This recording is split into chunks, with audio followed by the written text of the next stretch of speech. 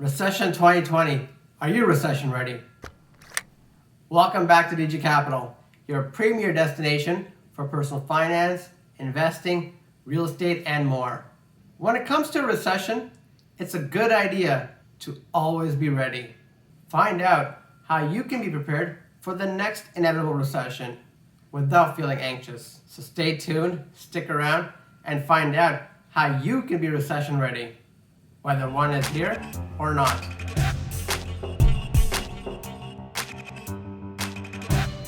What is a recession? In normal times, a country's economy grows. Its citizens, on average, become slightly richer as the value of the goods and services it produces, the gross domestic product, or GDP, increases. But sometimes, the value of the goods and services produced falls. A recession is usually defined when this happens for 2-3-month periods or quarters in a row. To simply put it, a recession is just a big word to describe when the economy stops growing. And instead of eventually seeing an upward swing, when the economy hits a snag, the economy continues to shrink. For at least 2 quarters, that's 6 months. With COVID-19 entering the second wave here in Canada and worldwide, there is more economic pain yet to come. The UK is already facing a recession for the first time since 2009. Back in May, the C.D. Howey's Institute's Business Cycle Council of Canada declared Canada to officially enter recession territory, which has been caused by the COVID-19 pandemic. The US is also experiencing an economic recession, according to a statement from a non-profit research organization, the National Bureau of Economic Research. And when that downturn starts to look like a continued trend, people start to get uneasy. If a recession continues on for a long time or is particularly bad, it is known as a depression. Why does it matter if there is a recession? Well, for most people, economic growth is a good thing. It usually means there are more jobs, companies are more profitable, and can pay employees and shareholders more, meaning more money in your pocket. A growing economy also means the government receives more money in taxes. That can be a good thing, so it can cut back on certain taxes to provide relief for its citizens, or spend more on benefits, programs, and other services. When the economy shrinks, all these good things go in reverse. In the UK, for the second quarter, that's April to June, showed the steepest fall on record at 20.4%, as lockdown brought many areas of the economy to a complete standstill. The International Monetary Fund, or IMF, predicts huge falls in GDP as a whole for 2020. An extraordinary fall of 8% just for the US and 10.2% for the UK. It estimates the entire world economy will shrink by 4.9% just this year, making it the worst recession since the 1930s Great Depression. The council, which monitors recoveries and recessions in Canada, said the economy peaked in February of 2020, just before drastic measures to slow the spread of the coronavirus were implemented across the country. These are very unusual circumstances that we find ourselves in today. COVID-19 has already taken such a massive impact on the economy. Some people may lose jobs or find it harder to get promotions or those pay raises.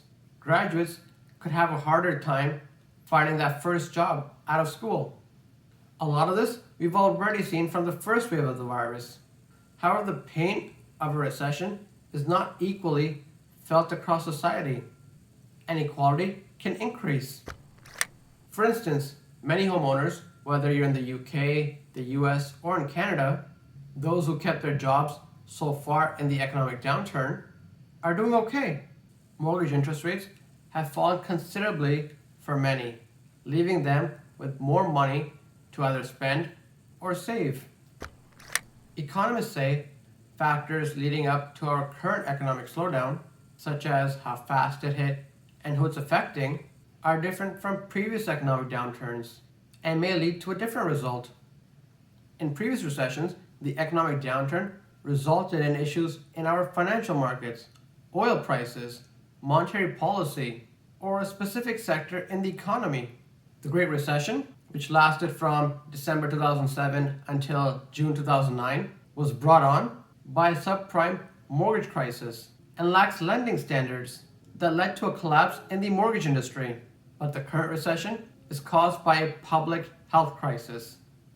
COVID-19 has resulted in the most rapid shutdown of economic activity that the US or the global economy has ever seen. So if you're banking on previous historic outcomes to plan for recovery, this isn't something you should count on. The Great Recession was an economic slowdown that started in finance and trickled down to the rest of the economy. But now, everyone is impacted. It's hitting everywhere all at once, from travel to food service to healthcare. According to the chief economist at Goldman Sachs, this is almost certainly the deepest recession, but it could also be the shortest recession. With Europe starting to see another sharp rise in COVID-19 cases, many European countries are going to reimpose shutdowns, and some already have. So how can you prepare for a recession? I know the talk of a recession on the rise can be scary, and with the economy taking a hit because of the coronavirus, a deeper recession feels more real now than ever. Having concerns right now is valid and warranted. It's also logical and makes complete sense. However, at the same time, it's important not to give in to all the fears out there.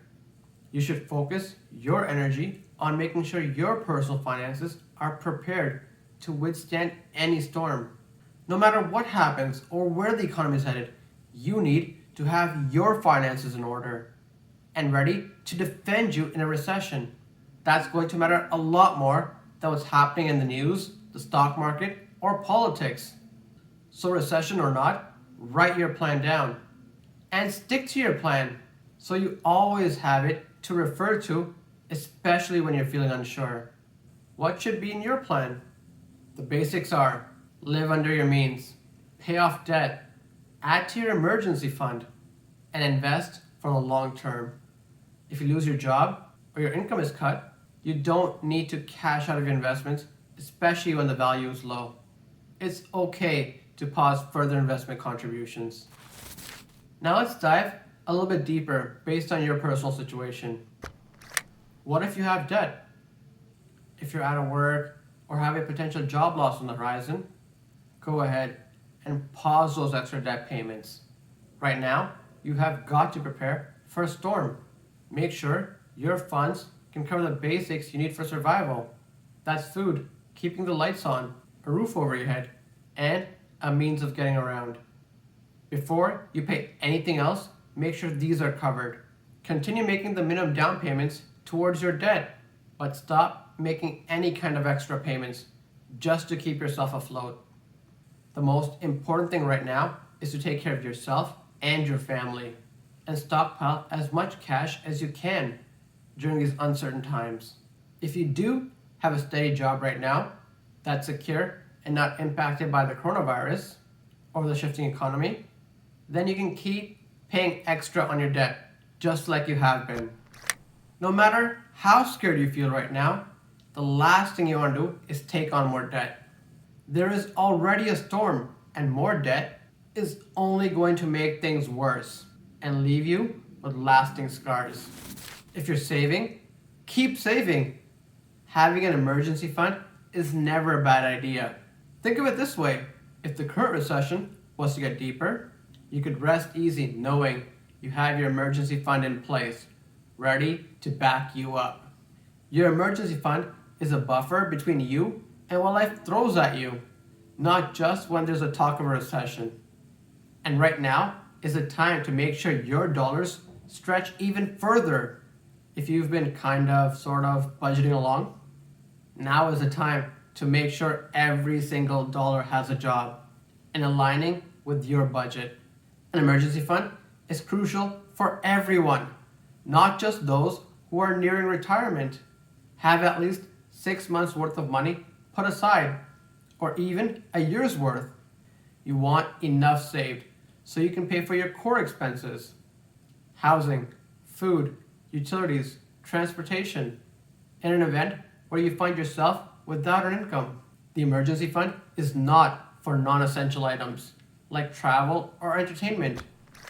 If you're investing, when you hear the word recession, you might think that you need to sell your stocks and take a step back from investing. But hold on, take a breath, and don't do anything out of fear. When you invest for the long term, as you should be, it's a journey that will have many ups and many downs. And the last thing you want to do is abandon your journey at the worst possible time. Instead, wait, ride it out. Stocks rise and fall all the time. And even if you've seen a loss in your investments, you'll only feel that loss if you take the money out. So don't pull your money out right now. Keep your investments where they are and wait for the upswing to happen. And it will happen.